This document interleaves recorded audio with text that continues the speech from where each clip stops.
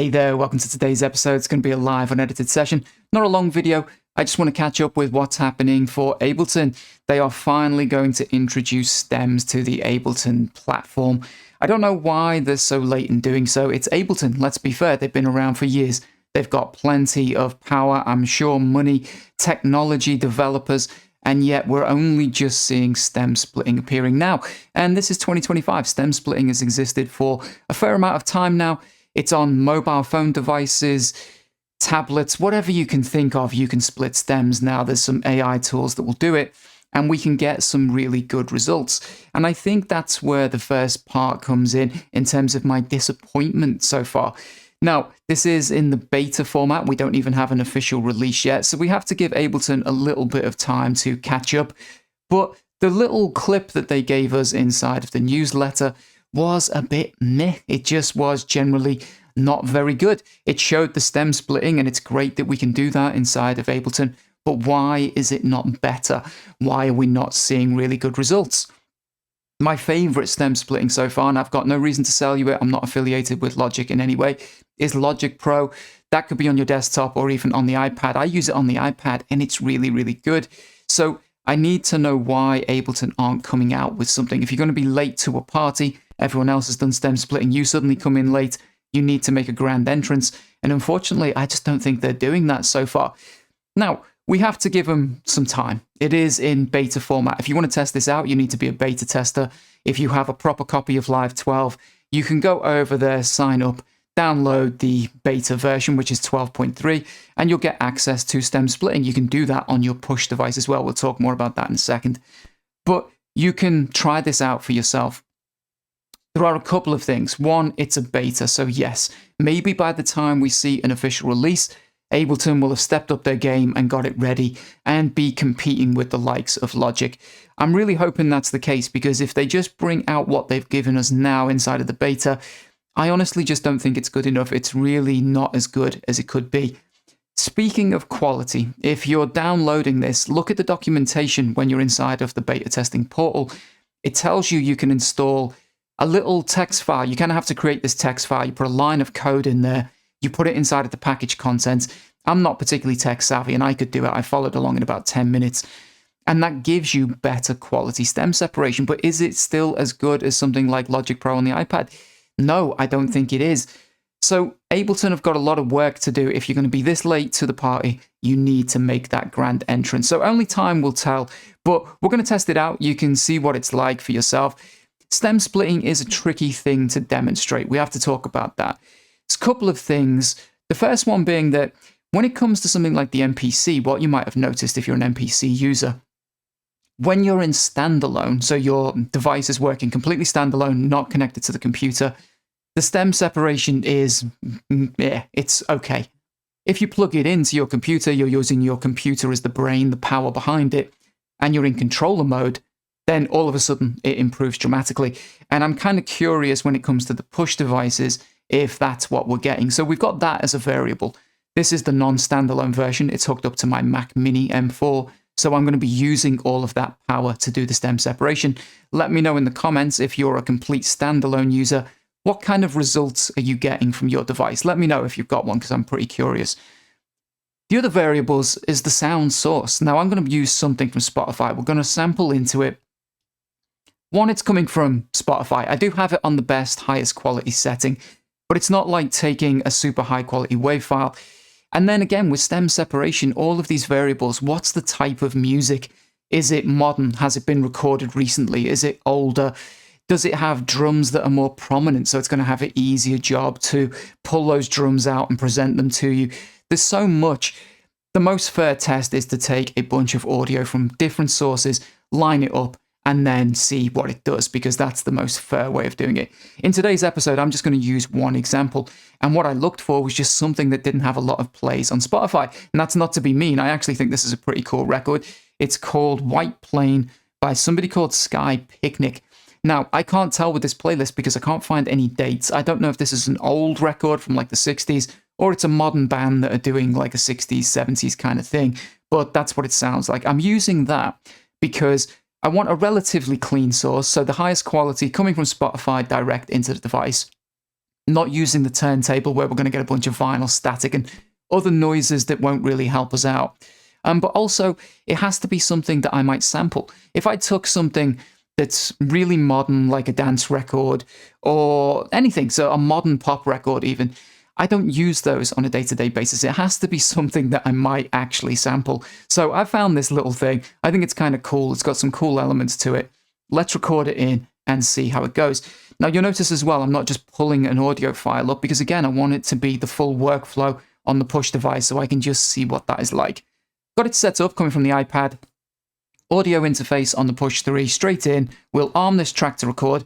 It does keep triggering a little bit of audio. Somewhere in my system, something today is just peaking a little bit of audio. I don't know why, some interference. I don't think it's going to matter. We've got this set to in, and I've got a bit of this sample kind of loaded up. So we'll press record, and we'll move over to the clip view so that we can see it being recorded in real time. And I'm just going to play a bit of this track. So this is White Plane by Sky Picnic.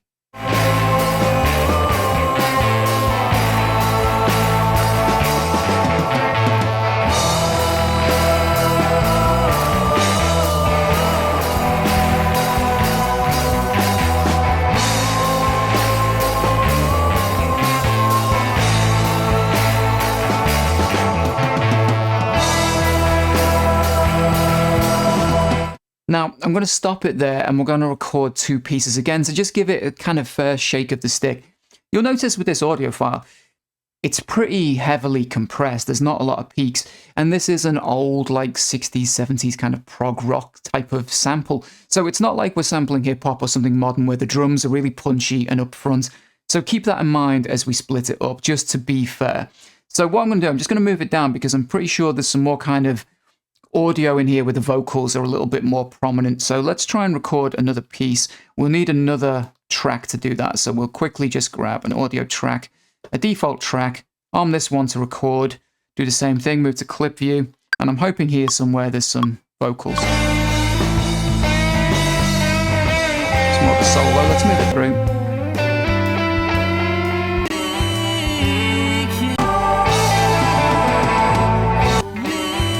I'm just going to stop that just so that we've got a nice clean recording. We won't worry about this one for now. We'll actually delete that out. We can delete it by deleting on here. And I'll just quickly do the same thing again. Found this piece.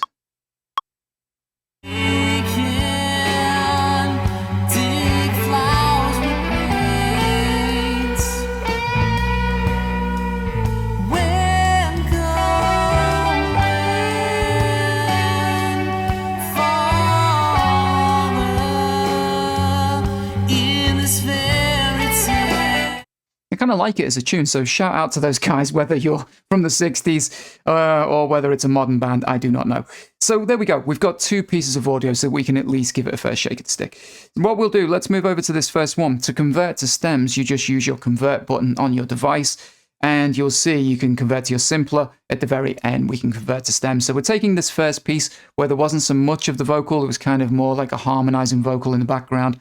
Let's do stems. It's going to run through, do its thing. This is pretty speedy, but again, this is being powered by a Mac Mini M4, a relatively new computer. Wasn't a long sample though. And what it does is it splits into individual parts. Now here, again, when you come late to the party, you need a grand entrance. And with Ableton, unfortunately, they're just giving us the same old thing. If you look at Logic Pro on the iPad, as I said, I'm not affiliated with Logic, so I get nothing for trying to sell you that. But we now get separate pianos and separate guitars. RipX, I dare say, is very similar as well. It's splitting into more parts, generally with cleaner results. But let's see what we've got. So this is our audio track. If we go to the clip view, and as we move over, this is now the vocals. So we'll solo this part. So this is for the first clip. This is the right one, isn't it? If I got it, if I separated the right one, yeah, I think we have. So let's solo this. And we'll give it a bit of gain just because it was quite a quiet sample. I want to make sure that we can hear it properly and trigger this clip.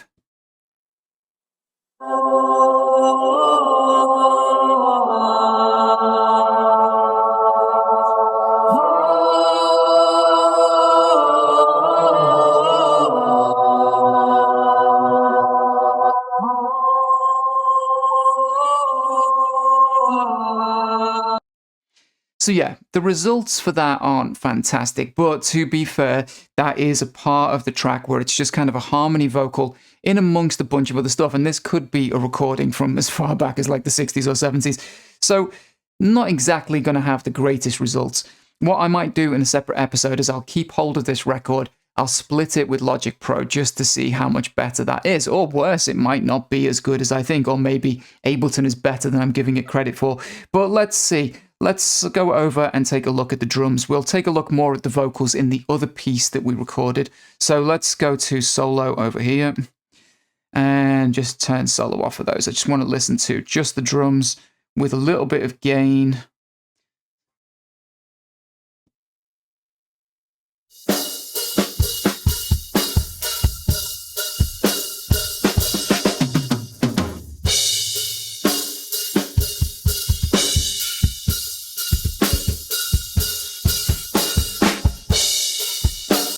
And I have to say, that's not bad considering the type of record it is. Those drums were, they were set pretty far down in terms of that mix, combined with a lot of other elements, and it's had to pull that out. Actually, I don't think that's too bad. It's done quite a good job of that. Let's go over and take a look at our bass sample. We'll just solo that one, and we'll just make sure, again, we got some gain.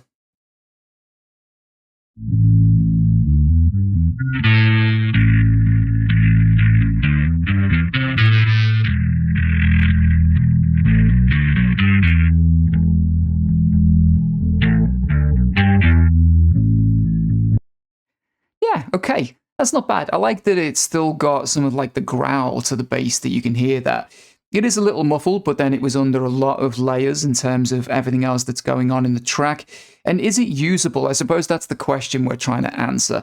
Certainly, I think the drums, the vocals, yeah, all right, you could do something interesting with those. If you slice them up and put some effects on or something, maybe you could use those in a pinch. The drums, I do think, were quite interesting. We'll come back to that towards the end of the video because there's something else that I want to see if it's possible on here. We'll talk about that. But the bass line, again, yeah, you might want to EQ it, clean it up a little bit. It does all sound like it's been separated from stems, which it has. And as I said, the type of music, the audio file, it plays a big part. So this is just one test. Let's go over here to other audio, which is everything else, of course. We'll just quickly take that off and solo everything else. And give it a gain boost.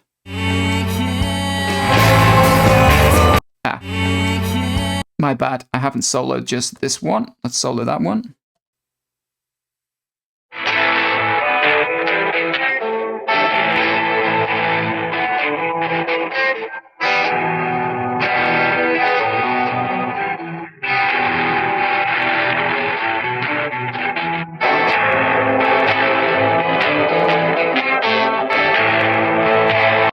Yeah, so for this type of track, you can hear really that it's the bass. So when I was saying that the bass had some growl to it, actually that's probably it pulling a little bit of that like lead guitar out. Those together are probably quite usable. Let's turn the bass line on and listen to both of those together. That as a piece of audio might be more usable because it sounds very thin when you take the bass out.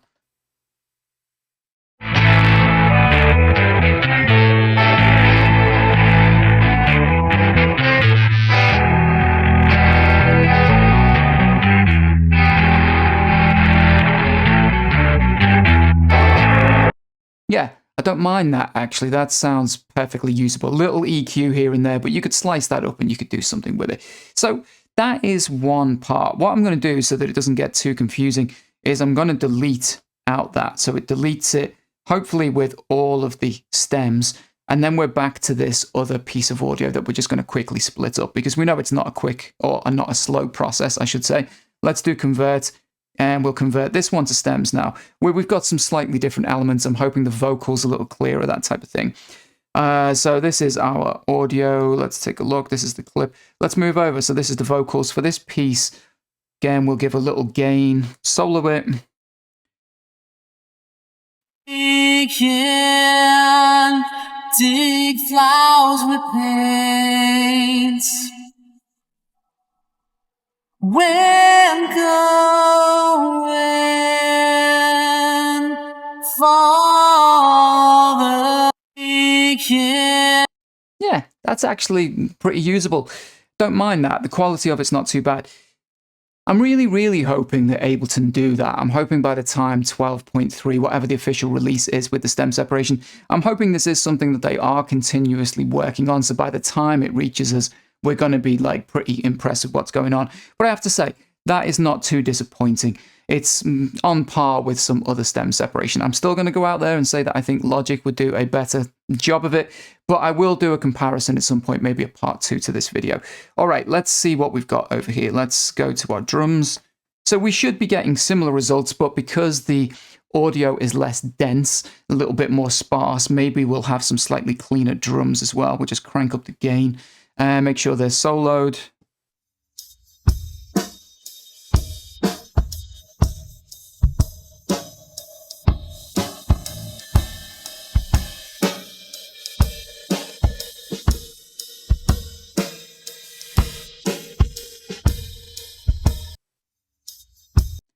Yeah, okay, a little muffled. It was kind of slightly better in the other portion where we had like all the ride cymbals and stuff over the top. Maybe that just kind of disguised the quality of the drums a little bit. Once they're really narrowed down, they're probably usable at a pinch. We'll look at that before the video ends because, as I said, there's one other thing I want to quickly look at. Let's move over to our bass line for this section, which I'm assuming we'll get similar kind of results here as we did before.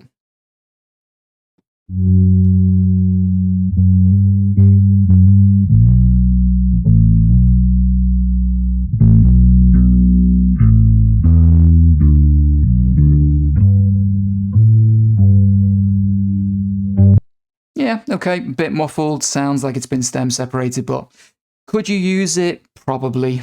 Let's go over here, and the final piece is all other audio for this one. Now, this will be interesting because I think this might be the same case. If it doesn't have the bass line behind it, it might just all be a bit thin and a bit weak sounding. But I was actually surprised when we put the 2 tracks back together with our other and our bass on the other section. I thought that was far more usable.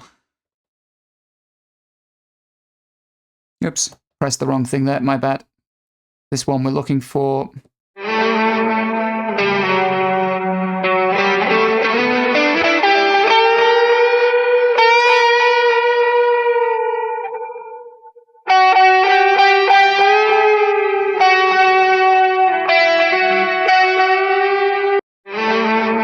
That's actually pretty clean. You could use that guitar, certainly. That could be layered with something else, EQ'd ever so slightly.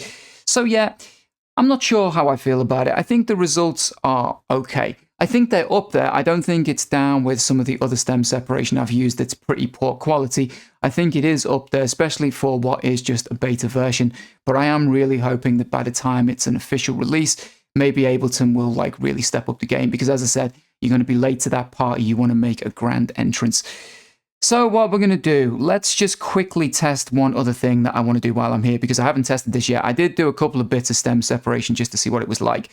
And the results do vary depending on sample quality, type of track that you're bringing in. Is it modern? Is it old? But I really wanted to test it with something that I might actually sample. Let's go over to the drums.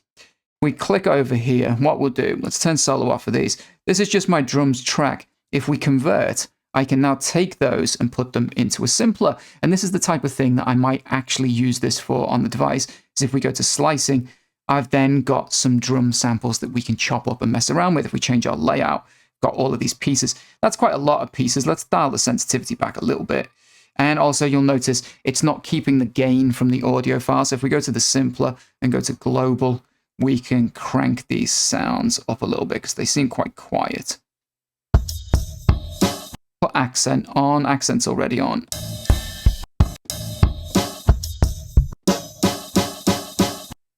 Let's see.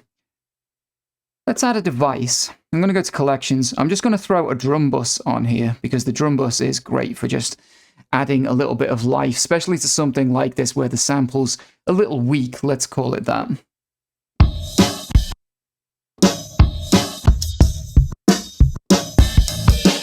Obviously, I'm not cleaning up my start and end points and doing all that type of thing. I'm just trying to see what it sounds like. I'm going to have a little bit more audio for myself.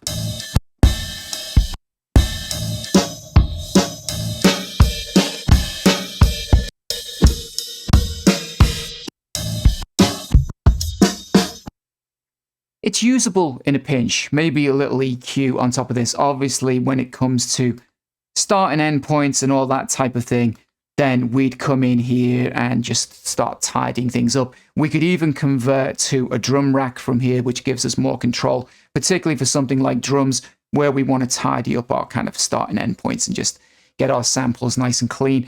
So anyway, I'm going to leave it there. I was just curious. I was assuming that you could take these individual audio tracks and then convert them to simplers where you can slice them and do other things. It would be nice to know if there's a way if you can select two pieces at the same time. So where we had the bass and then we had other and actually group together, that sounded quite good. I don't know if there's a quick way that I can kind of bounce that down. Anyway, I'm going to sign off because it sounds like my washing machine is about to explode in the living room. The kitchen even, not in my living room. I'll see you guys next episode. Take care.